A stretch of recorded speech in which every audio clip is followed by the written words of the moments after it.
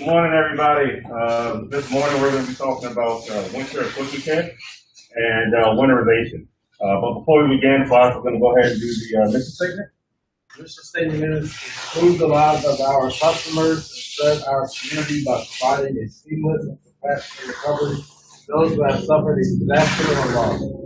Thanks, Bob. So the purpose for us to do this training this morning is just to make sure that everyone has a clear understanding on how to properly take care of the equipment during the colder season.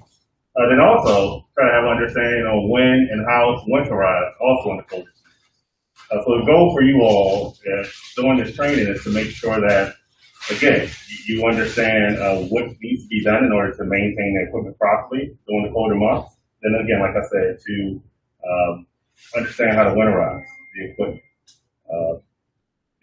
What we're going to go through, the agenda today is I'm going to be going through the equipment portion. Bob is going to go through the winterization portion. So we're going to jump right into the dehumidifiers. So dehumidifiers are utilized on water mitigation jobs to ensure that we pull a lot of moisture out of the air. And so in doing that, what happens is you get water that sits in the reservoir that needs to be pumped out. It's important to understand that before you shut down your equipment at the end of the day or at the end of the job, that you're pressing the surge pump. Now, for this particular piece of equipment here, the surge pump is right on the front of the machine here. You simply press that. For this machine, the surge time is about 20 seconds. The other equipment we have is about 40 to 60 seconds. Again, the goal is to make sure that you're reducing the water in the reservoir. Also, after you purge it, make sure that you put in solution over here.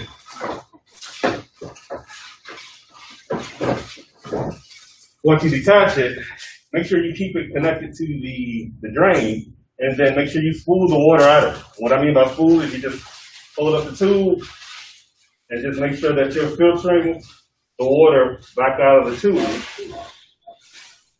to make sure that you're getting all of the water out of the tube here so it doesn't freeze into the tube and cause any additional damage. A few additional things with the dehumidifier to make sure that how we maintain it. When you are loading up in the morning to go out to the job, go out to the field, make sure that we're not overstocking equipment on the trucks. If you have equipment that you're picking up during the course of the day, you want to make sure you count that into what you're going to have on the back of your truck. What you don't want to have is you don't want to have a lot of equipment sitting on the back of the truck that you can't either heat properly or take it to a custom home to make sure that it's heated so you're not causing any damage to it. Another thing, at the end of the day, when you're closing out your day, make sure that you bring your equipment back to the facility. Offload your trucks, make sure that your dehumidifiers are sitting in the shop, or you pull your vehicle if you can fit into the shop. You pull your vehicles into the shop.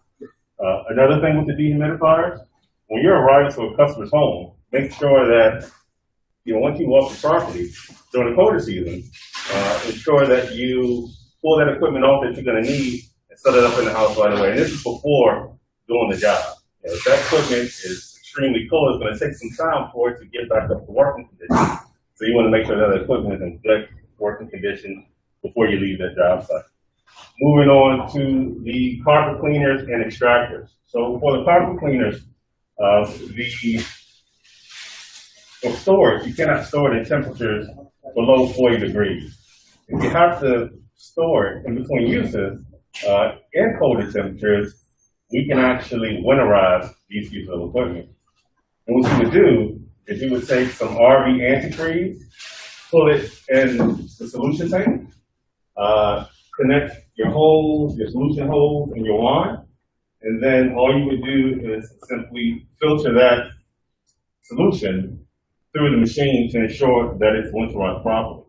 Keep in mind that though before use, again, just regular use, you want to make sure that you flush it out with water following the same exact process. And again, at the end of the day with these machines, bring them back to the facility and offload them off your trucks and pull your trucks into the facility to make sure that these things don't freeze, because again, water is inside those units. Then also just making sure that you empty the water out of these. You don't keep water in the units on a daily basis. So even if you're cleaning carpet or whatever you're doing, you constantly have to make sure that you're emptying this machine out. It's going to cause damage to the internal components on the inside. And lastly, chemicals. Chemicals can also freeze on the back of the truck. One of the things that I suggest to all of my guys during the course of the day is when you start in the morning, if you know what you're going to have, just take your pump spray. Take this pump sprayer up, mix it with the solution or the chemicals that you know you're going to utilize for the day, versus having gallons and gallons on the back of your truck that can freeze. If they freeze, that's going to render the chemical useless at that point. So again, just making sure that we're prepared. We're not freezing our equipment, we're not freezing our chemicals, and again, the biggest thing I think is just bringing it all back to the facility at the end of the day, offloading just to make sure that we're maintaining our equipment and our chemicals. When it comes to winterizing a house, it's a couple easy steps. You just have to follow them pretty much in order. First step would be is turning off the main water valve. Second step would be to turn off the power to the hot water heater. So when you do drain it, you don't mess up any of the heating elements inside the hot water heater. Next step would be to locate and make a checklist of all the drains and sinks in the house. Before draining the hot water heater, you want to make sure all the taps are open so there's no vacuum suction created within the pipes. And next, you would go to the basement and attach some type of hose, or if there's not a drain directly below the hot water heater, you might need to attach some type of hose to drain it. Once you do start draining it, you want to go around the house, ensure that all the taps are open, and don't forget about your outdoor faucets as well. You want to open those up, drain them, and then close them back up. Then when you get back to the house after the hot water heater is draining, you want to take some of your RV antifreeze and pour that down each drain.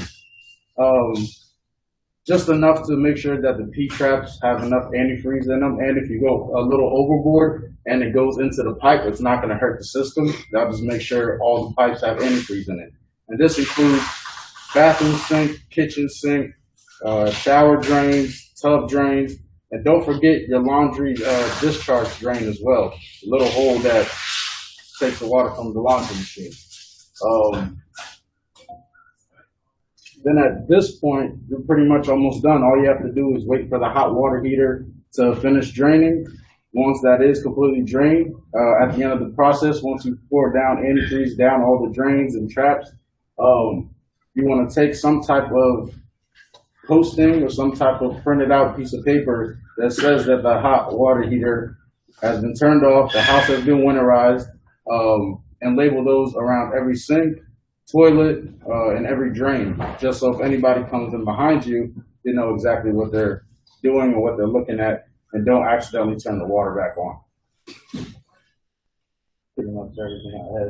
Okay, that wraps up our presentation. Again, just make sure that we maintain equipment when in the colder seasons, and then also making sure that we understand when and how to winterize a home. That's it. Thanks, guys. Do you have any questions on there or no? We're good? Does anyone have any questions? No.